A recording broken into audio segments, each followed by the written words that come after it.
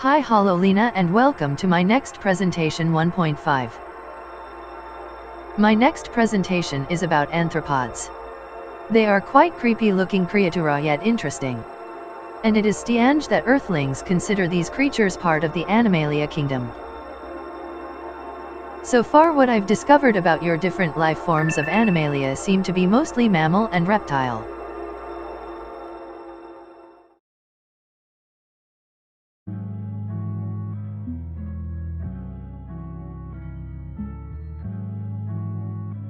An arthropod is an invertebrate animal having an exoskeleton, external skeleton, a segmented body, and paired jointed appendages.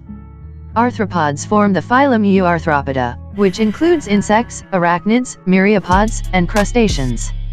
The term Arthropoda as originally proposed refers to a proposed grouping of arthropods and the phylum Onychophora. Arthropods form the phylum Arthropoda, which includes insects, arachnids, myriapods, and crustaceans.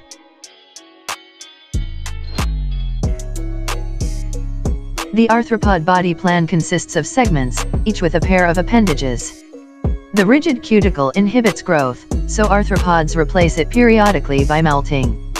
Arthropods are bilaterally symmetrical and their body possesses an external skeleton. Some species have wings.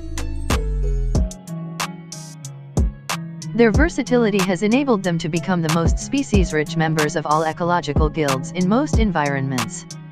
They have over 1 million described species, making up more than 80% of all described living animal species, some of which, unlike most other animals, are very successful in dry environments. Arthropods range in size from the microscopic crustacean Stygotonchilus up to the Japanese spider crab.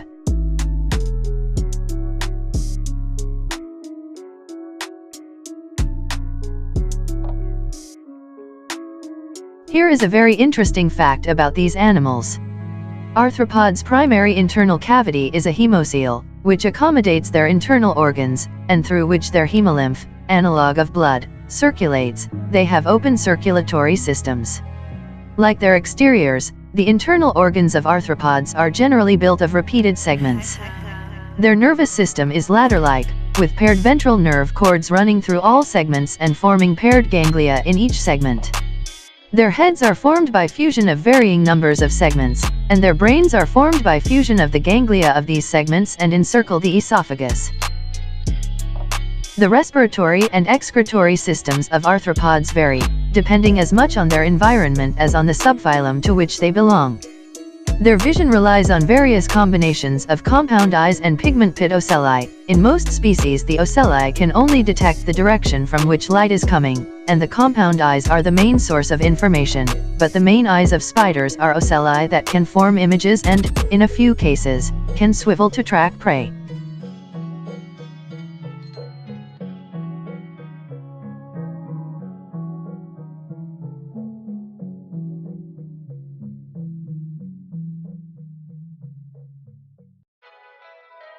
The evolutionary ancestry of arthropods dates back to the Cambrian period.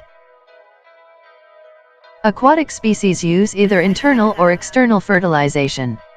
Almost all arthropods lay eggs, but scorpions give birth to live young after the eggs have hatched inside the mother. Arthropod hatchlings vary from miniature adults to grubs and caterpillars that lack jointed limbs and eventually undergo a total metamorphosis to produce the adult form. The level of maternal care for hatchlings varies from non-existent to the prolonged care provided by scorpions. Arthropods contribute to the human food supply both directly as food, and more importantly indirectly as pollinators of crops. Some species are known to spread severe disease to humans, livestock, and crops.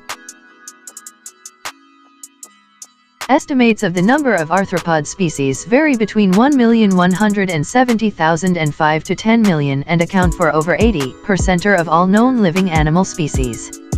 The number of species remains difficult to determine. They are important members of marine, freshwater, land and air ecosystems, and are one of only 2 major animal groups that have adapted to life in dry environments. The other is amniotes, whose living members are reptiles, birds, and mammals. One arthropod subgroup, insects, is the most species-rich member of all ecological guilds in land and freshwater environments.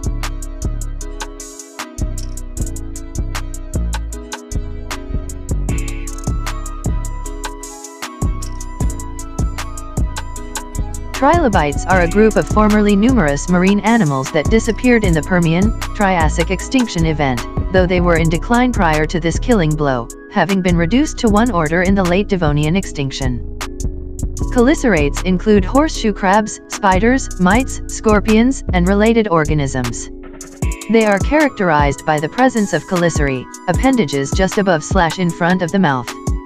Chelicerae appear in scorpions and horseshoe crabs as tiny claws that they use in feeding, but those of spiders have developed as fangs that inject venom.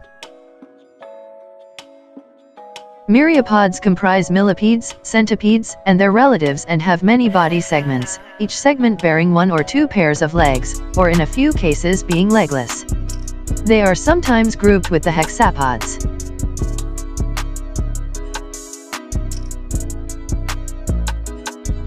Crustaceans are primarily aquatic, a notable exception being woodlice, and are characterized by having biramous appendages. They include lobsters, crabs, barnacles, crayfish, shrimp, and many others. Hexapods comprise insects and three small orders of insect-like animals with 6 thoracic legs. They are sometimes grouped with the myriapods, in a group called Uniramia, though genetic evidence tends to support a closer relationship between hexapods and crustaceans.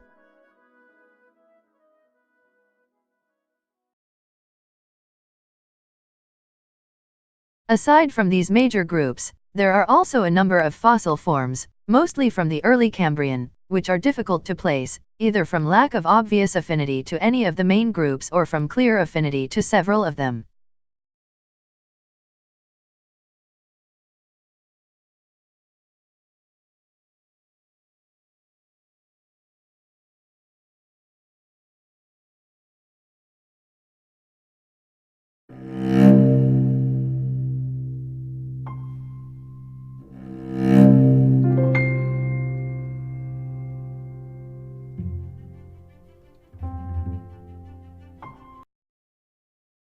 That's it for my presentation on arthropods.